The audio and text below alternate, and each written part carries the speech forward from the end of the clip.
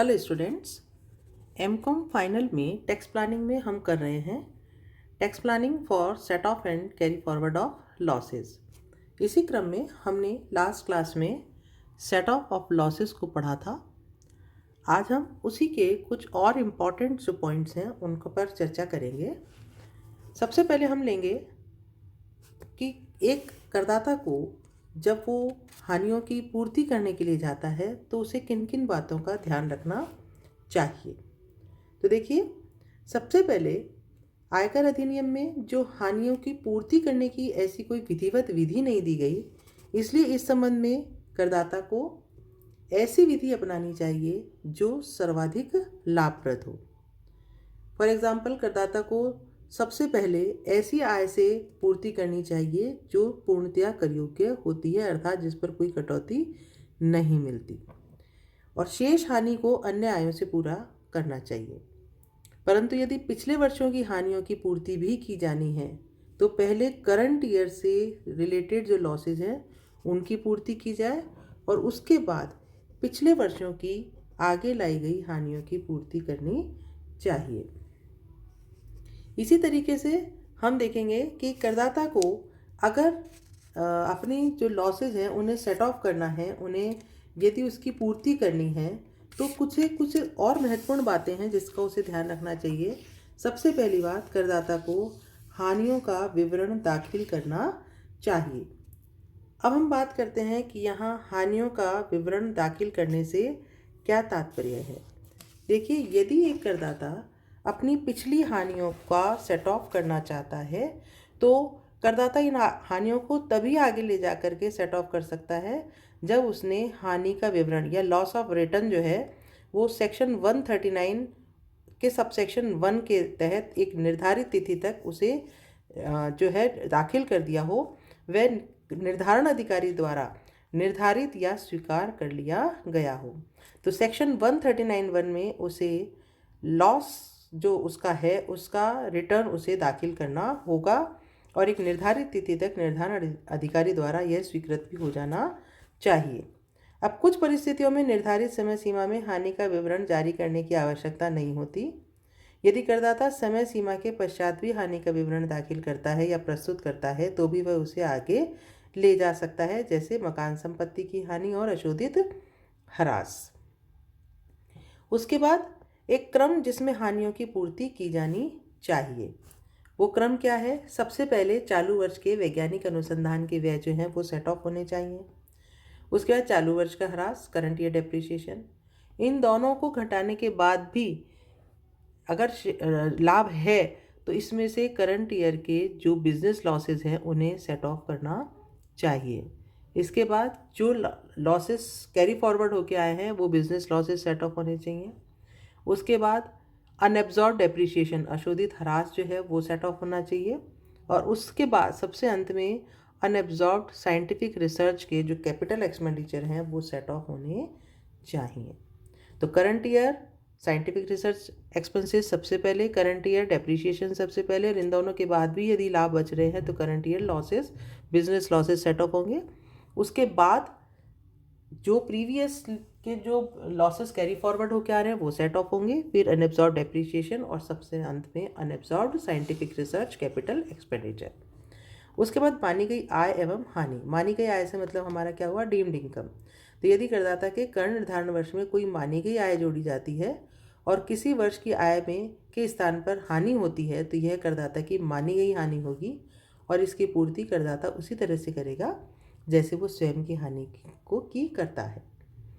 फिर है हानियों को अपलिखित करने की अनिवार्यता, compulsion to set off losses. देखिए, करदाता को सेक्शन 70 से 74 के जो नियम हैं उसके आधार पर हानियों को अनिवार्य रूप से अपलिखित करना होगा। मान लीजिए यदि आय होते हुए भी वह हानियों को अपलिखित नहीं करता है तो वह हानियों को उपलब्ध लाभों की सीमा तक अपलिखित करने का अधिकार खो देगा। यानी कि ऐसा नहीं है कि उसने अभी नहीं किया, वो बाद में कभी भी अगर इसके लिए क्लेम करेगा तो ऐसा वो नहीं कर सकता। इसी तरीके से फर्म के संगठन में परिवर्तन होने पर यदि जिस वर्ष की हानि आगे लाई जा रही है उस वर्ष के पश्चात फर्म के संगठन में यदि कोई परिवर्तन हो गया है तो जितने प्रतिशत स्वामित्व वाले साझेदार फर्म को छोड़कर चले गए हैं उतने प्रतिशत में आगे लाई गई हानियों की पूर्ति नहीं होगी, अर्थात उतना परसेंटेज ऑफ लॉसेस का जो है असेसी सेट ऑफ नहीं कर सकता है। ये बात आपको ध्यान रखनी है। तो ये जो कुछ बातें हैं जो असेसी को ध्यान में रखनी चाहिए। इसी तरीके से देखिए, अंश और प्रतिभूतियां यूनिटों की बिक्री से यदि हानि होती है तो इसके संबंध में भी आयकर विधान में सेक्शन 97 के सबसेक्शन 7 में कुछ विशेष प्रावधान दिए गए हैं। ठीक है, इस धारा के प्रावधानों को हम समझें तो ये जरूरी है कि सर्वप्रथम निश्चित दिनांक क्या है जब तक करदाता को ये हानियों की पूर्ति के लिए अप्लाई करना चाहिए। तो निश्चित दिनांक वह दिनांक होती है जो कि कंपनी अथवा म्यूचुअल फंड द्वारा अपने रजिस्टर में अंशधारियों अथवा यूनिटधारियों का नाम संशोधित करने हेतु तय की जाए।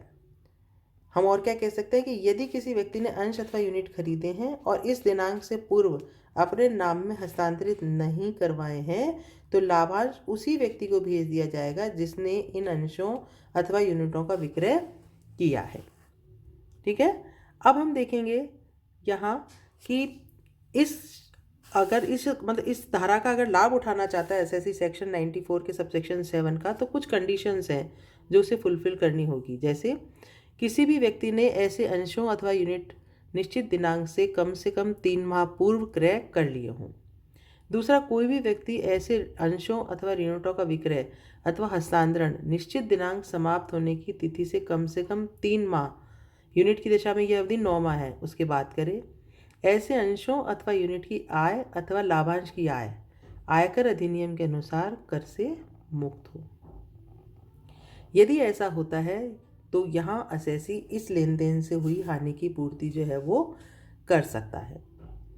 अब देखिएगा, अब हम बात करते हैं बोनस यूनिट्स को रखकर मूल यूनिट्स को बेचने से हानि होने पर।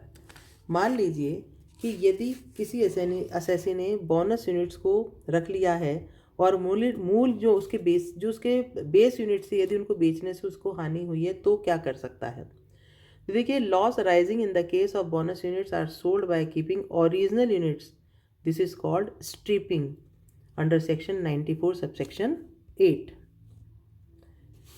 देखो, यदि कोई करदाता बोनस यूनिट्स को रखकर बेसिक यूनिट्स या मूल यूनिट्स को कम मूल्य पर बेच देता है तो ऐसी हानियों के संबंध में उसे कुछ शर्तें पूरी करना आवश्यक है। जैसे करदाता को मूल यूनिट्स निश्चित तिथि समाप्त होने के कम 3 माह पूर्व क्रय किए गए हों। उसे निश्चित तिथि को अतिरिक्त यूनिट्स अर्थात बोनस यूनिट्स पहले से धारित यूनिट्स के कारण बिना अतिरिक्त भुगतान के प्राप्त हुई हो। ऐसा करदाता संपूर्ण बेसिक यूनिट्स अथवा उसका कोई भाग निश्चित तिथि पर समाप्त होने के 9 माह के भीतर विक्रय या हस्तांतरित करे और इसके अतिरिक्त वो संपूर्ण बोनस यूनिट्स अथवा उसका कोई भाग अपने पास ही धारित करे। तो देखिए, ऐसे में क्या होता है, यदि वो इन शर्तों को पूरी करता है तो वो उस मूल यूनिट्स के विक्रय पर जो हानि हुई है उसको सेट ऑफ कर सकता है। यदि करदाता को मूल यूनिट्स के विक्रय से कोई हानि हुई है तो करदाता की कर योग्य आय ज्ञात करते समय इस प्रकार की हानि का कोई भी समायोजन नहीं होगा, अर्थात इस प्रकार की हानि को कर निर्धारण में कर योग्य आय ज्ञात करते समय ध्यान में नहीं रखा जाएगा। इसी तरीके से बोनस यूनिट्स की लागत हम जानते हैं 0 होती है, परंतु कुछ दशाओं में जिस हानि का समायोजन नहीं किया गया उसके बराबर राशि को बोनस यूनिट्स की लागत मान लिया जाएगा। अर्थात जब कभी शेष बोनस यूनिट्स की बिक्री होगी तो करदाता को पहले जो हानि हुई है उसके बराबर राशि से बोनस अंशों के बिक्री मूल्य पर लाभ को कम कर दिया जाएगा। तो ये कुछ प्रावधान हैं अंशों प्रतिभूतियां यूनिट्स की बिक्री की हानि के संबंध में और बोनस यूनिट्स को रखकर मूल यूनिट्स को बेचने की हानि के संबंध में। अब हम हानियों की पूर्ति एवं उसके समायोजन द्वारा जो कर नियोजन होता है उन बिंदुओं पर डिस्कस करेंगे। देखिए, बात हम कर रहे हैं tax planning through set of and carry forward of losses. Tax planning में हम शुरू से ये चीज़ देख रहे हैं कि टैक्स इवेजन और टैक्स अवॉइडेंस दोनों ही प्रैक्टिस जो है वो असेसी के लिए गलत है। तो टैक्स प्लानिंग वो कर सकता है यदि उसे आयकर के प्रावधानों की जानकारी हो। तो set of and carry forward of losses में आयकर अधिनियम में जो प्रावधान दिए गए हैं उसको यदि कुछ बिंदुओं को असेसी ध्यान में रखता है तो वो टैक्स प्लानिंग करके अपने कर में को बचा सकता है। जैसे यदि किसी शीर्षक में हानि होने के कारण कुल कर योग्य आय न्यूनतम कर योग्य आय सीमा से कम है तो वह क्या कर तो भी उसे आयकर का प्रतिवेदन प्रस्तुत करना अनिवार्य है, अन्यथा हानि का समायोजन आगामी कर निर्धारण वर्षों में नहीं किया जा सकेगा। यानी कि लॉस की स्थिति में भी उसे अपनी रिटर्न फाइल करना जरूरी है।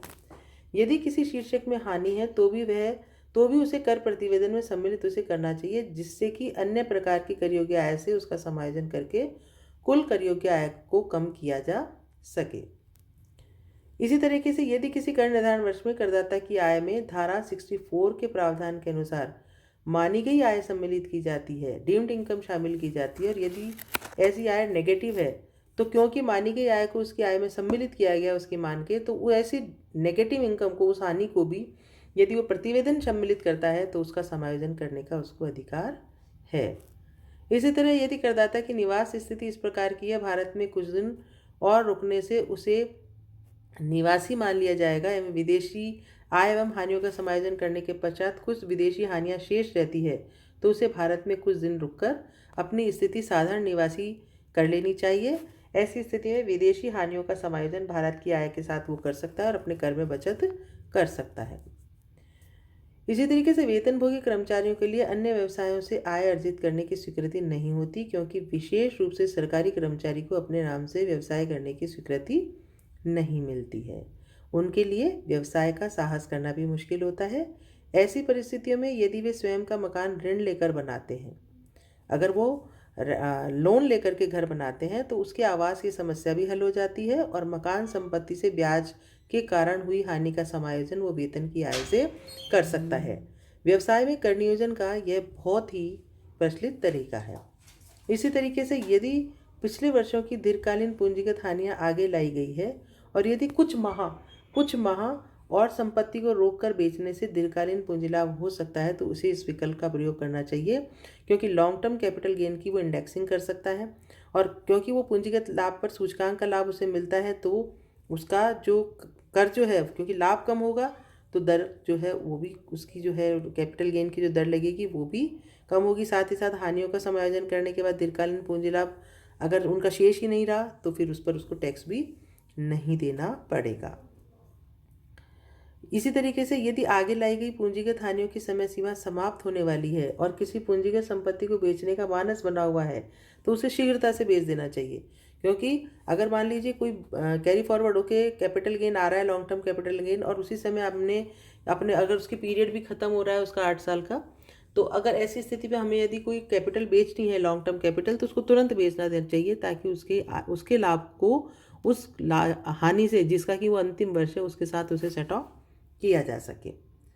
इसी तरीके से यदि कोई व्यक्ति कोई कार्ड के गेम से एक दिन में हारता है और एक दिन में जीतता है तो उन सब का शेष का योग करके ही आकस्मिक लाभ की गणना की जानी चाहिए। इससे की हानियों की पूर्ति स्वतः ही हो जाती है, अन्यथा उसे आय पर तो कर देना पड़ेगा लेकिन हानियों की पूर्ति नहीं हो सकती है। तो ये टैक्स प्लानिंग के संबंध में स्टूडेंट्स कुछ इंपॉर्टेंट प्रोविजंस हैं। आपको एग्जामिनेशन पर्पज से ये जो पॉइंट्स हैं 1 to 8 इनको आपको बहुत अच्छे से स्टडी करना है। अब मैं आपको बता रही हूँ कि कितने लॉसेज जो हैं वो कितने पीरियड तक कैरी फॉरवर्ड हो सकते हैं। व्यापार अथवा पेशे की हानियाँ जो अगर उनको कैरी फॉरवर्ड किया जाता है तो आगे आने वाले वर्षों में वो व्यापार एवं पेशे की आय से सेट ऑफ होती है, सामान्य व्यापार और सट्टे के व्यापार दोनों से अगले 8 वर्षों तक। सट्टे के व्यापार की हानियाँ केवल सट्टे के व्यापार के लाभों से सेट ऑफ होती है अगले 4 कर निर्धारण वर्षों तक। सेक्शन 35A में उल्लिखित व्यवसाय की हानि केवल सेक्शन 35 में उल्लिखित व्यवसाय के लाभों से ही सेट ऑफ हो सकती है, इसकी कोई समय सीमा नहीं है। अल्पकालीन पूंजी हानियाँ सभी पूंजीगत लाभों से सेट ऑफ हो सकती है, चाहे वो शॉर्ट टर्म हो चाहे लॉन्ग टर्म हो, अगले 8 वर्षों के लिए। दीर्घकालीन पूंजी हानियाँ केवल दीर्घकालीन पूंजी लाभों से सेट ऑफ हो सकती है अगले 8 वर्षों के लिए। मकान संपत्ति की हानि जो है वो मकान संपत्ति की आय से 2 लाख रुपये तक हर वर्ष सेट ऑफ हो सकती है अगले 8 वर्ष के लिए। लिमिट है 2 लाख से ज़्यादा की हानि सेट ऑफ नहीं होगी। घुड़दौड़ के घोड़े रखने की हानि जो है वो घुड़दौड़ के घोड़ों की आय से ही सेट ऑफ हो सकती है अगले 4 वर्षों तक। फर्म की हानि फर्म स्वयं पूरा करती है जो भी उसके नियमानुसार है। और अनएब्जॉर्ब डेप्रिसिएशन या अशोधित ह्रास जो है वो सभी प्रकार की आय से सेट ऑफ हो सकता है और इसकी कोई समय सीमा नहीं है। तो students, set of and carry forward of losses और टैक्स प्लानिंग एक बहुत अच्छा और इंटरेस्टिंग हमारा टॉपिक है और इसको आप, इसका जो प्लानिंग पार्ट है इसको आप समझ करके इसको पढ़ें, याद करें। कहीं कोई परेशानी है तो आप मुझे फ़ोन करके या व्हाट्सएप पर डिस्कस कर सकते हैं। धन्यवाद।